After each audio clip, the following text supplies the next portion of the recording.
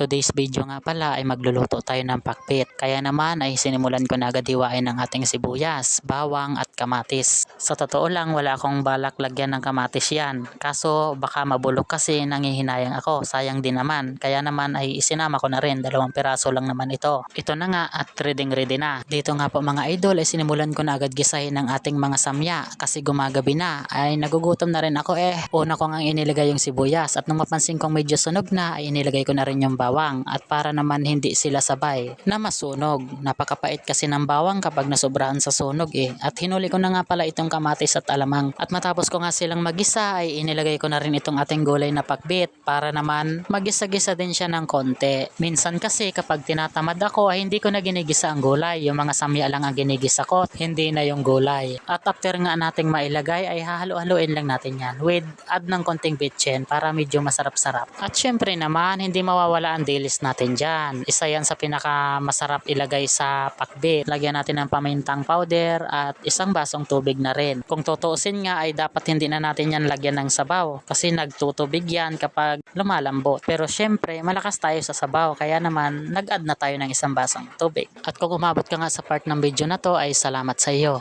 Dito na po ay luto na po ang ating pinakbit. Pasensya na po at medyo paos ako ngayon. Nagkanta kasi ako. Hanggang dito na lang. Thank you.